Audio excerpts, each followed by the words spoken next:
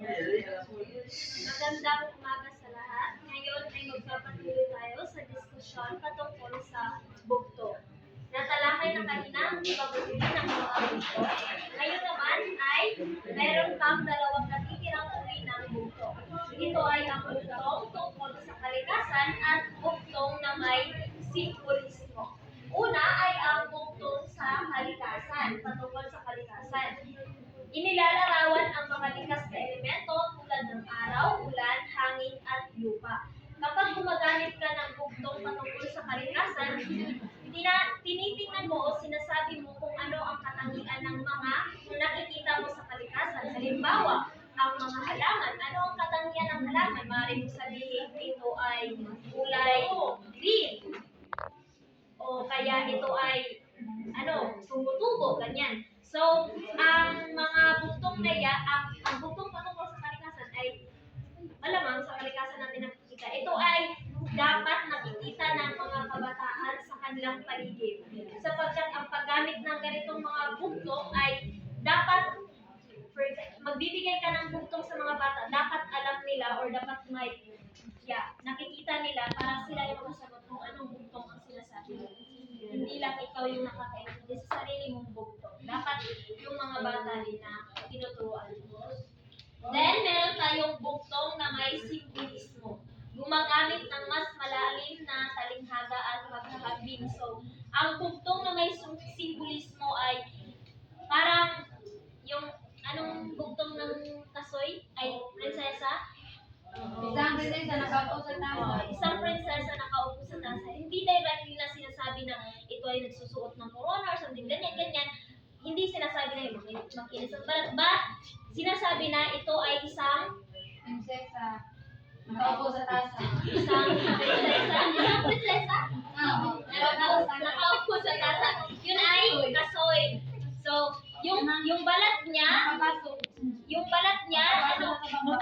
kasi tawag makinis. So, nag-describe mismo sa kasoy kung saan nakaupo sa ganyan dito.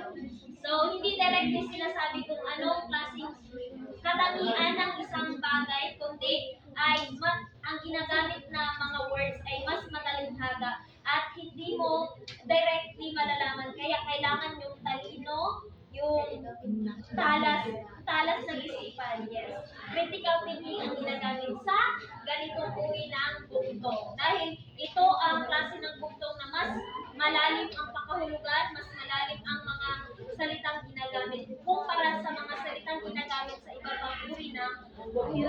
Ngayon, sinong makapagbibigay sa akin ng isang uri ng bugtong patungkol sa kalikasan?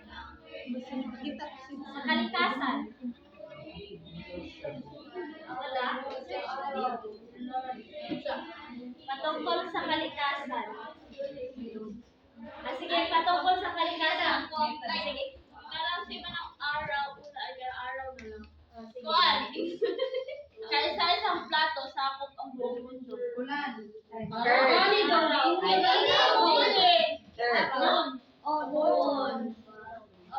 Napay lain? Kaya ang panda ni Santa Maria, ang kulay ay iba-iba. Rainbow. May iba-iba ba yan? Galing naman. Oh, Roy G. Bib. Sino pang may ibang bugtong? Jello. Kuya Jello. May tubig pero hindi dagat, may alon pero hindi karagatan. Rain. Cloud. Butong. Araw. Ulan. Butong. Ulan. Lupig. Si Ate Jenny. Bumubuhos, hindi nauubos. Ulan. Ano daw? Kuminsan ang sultan, natakot ang buong bayan. Hindi. Kasi dumaan si Negro na mamatay. Namamatay ang mga tao. Black Widow. Guys! Kanina pa. Walang anyo, walang hugis, narito at nandoon, ngunit hindi mo makahawakan. Sun. Anino? Rainbow. Hangin. Ang talino ninyo. Wow. Sa simbolismo naman, bigay kayo ng mas malalim na. Mas malalim na talinghaga. Ang ginagamit. Kaya sa kasoy gani, di ba ang kasoy kay fruit siya nga naay murag kuan. Murag siya naay ka na ang Depende, wa tawag kasoy di ay. Tanan na na siya, Oo, tanan siya overall, pero mas matalinhaga yung mga ginagamit sa hindi directly sinasabi makinis, ganito, ganyan, umaron, ganyan. Pero may karugtong or may mas malalim na kahulugan basta ganyan. Sino ang makapagbibigay? Sige, Kuya Jello. Ang liwanag sa dilim, ang gabay sa landas. Ngunit kapag ito'y nawala, ang lahat ay nagiging madilim. Araw! Flashlight. Bituin. Ay, wala. Ang liwanag sa dilim, ang gabay sa landas. Ngunit kapag ito'y nawala, ang lahat ay nagiging madilim. Moon. Ang sagot ay ang pag-asa. Ay, ka cute. Tulad ng ilaw, simbolo'y pag-asa, nagpapakita na ang buhay ay mahalaga. Ano? Christmas tree. Okay. So, yun yung mga ibig, halimbawa. Ano ang may ulo na ano ang may ulo ngunit walang katawan? Ano yan? Sibuyas. May ulo ngunit Pero yung ganyang uri ng bugtong ay hindi sa simbolismo kundi sa mga kuan bagay or ganyan. Kasi na-describe directly kung ano yung katangian ng ganyang bagay. Dapat hindi talaga na ikita o na ririnig namin kung ano yung katangian ng ganyang bagay. Mas matalikhaga na. So, yun yung mga halimbawa ng mga bugtong patungkol sa kalikasan at simbolismo. Ngayon naman ay paano gumawa ng bugtong? So, una ay pumili ng paksa na pamilyar sa mga bata. Ito ay napaka-importante para mas mabilis na malaman ng mga bata kung ano ang kasagutan sa bugtong na iyong binigay. Pagkatapos ay tukuyin ang mahahalagang katangian ng napiling paksa. So, aalamin mo kung anong klaseng katangian ng iyong napiling paksa. Dapat alam mo ito para sa pagsasabi mo ng isang bugtong ay mas madali mo itong mas madaling mahulaan ng mga bata dahil kapag hindi align yung katangian na binigay mo sa kanila, so malamang mahihirapan sila kung nakalaman kung ano yung tuwirang sagot ng iyong bugtong. Then, gumamit ng pahiwatig at talinghaga sa paglalarawan. So, hindi mo sasabihin directly kung ano yung katangian nila, but gagamit ka ng mga talinghagang salita para medyo ma-confuse sila kung ano nga ba yan. Kung ano nga ba ang sagot ng bugtong na yan. So, kailangan ay gumamit ng matalinghaga para matawag na bugtong. Pang-apat naman, iwasan ang tuwirang pagbabanggit ng sagot. Dapat ay sa iyong bugtong wala doon ang sagot. Dahil kapag nandoon ang sagot, malamang alam na nila kung ano yung sagot. Tsaka, hindi na siya matatawag na bugtong sapagkat ang bugtong ay kailangan nakatago ang paksa o ang sagot sa kanyang mga katangian.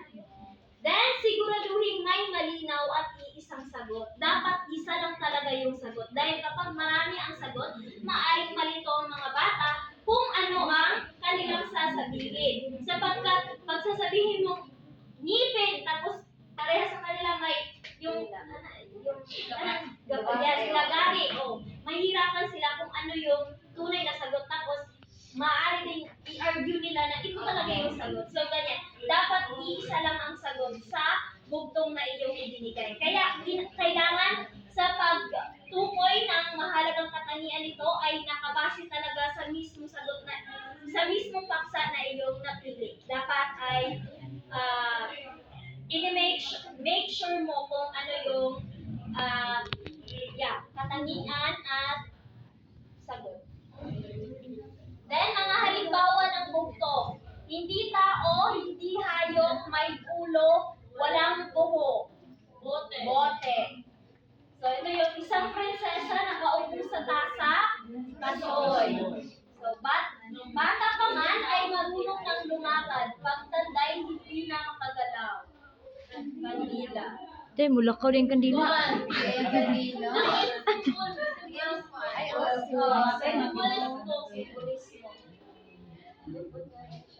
Dahil tapos ito yung mga iba pang mahalagang impormasyon tungkol sa buktong. Una ay maaaring gamitin ang buktong bilang panimulang gawain o motibasyon sa klase. Ito ay magbibigay rin sa kanila ng input kung ano yung maaari ninyong pag-usapan o diskusyon sa umagang iyan. At itong klaseng paksa na ito ay nakakatulong rin para mas magamit ng mga bata ang kanilang isipan. Yes, ang critical thinking skills nila ma-activate ang kanilang mga isipan.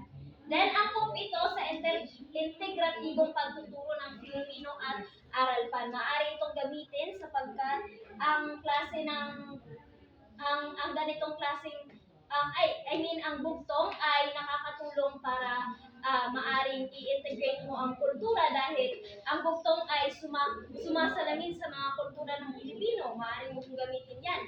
Tapos, maaari itong isagawa bilang laro, paligsahan o pangkatang gawain.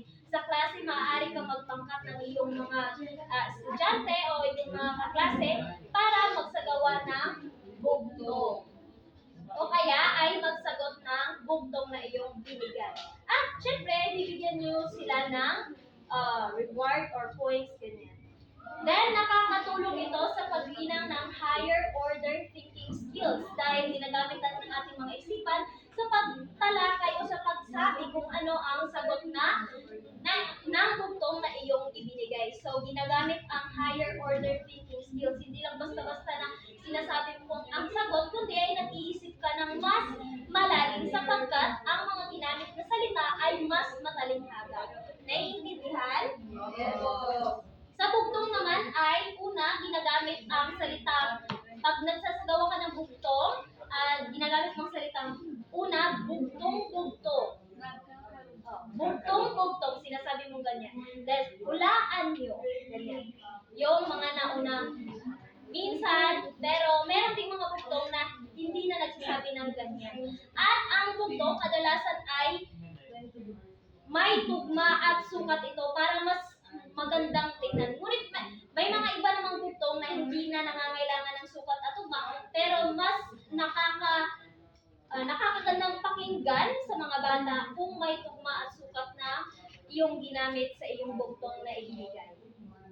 Mayroon pa ba kayong mga katanungan? Wala. Kung wala na,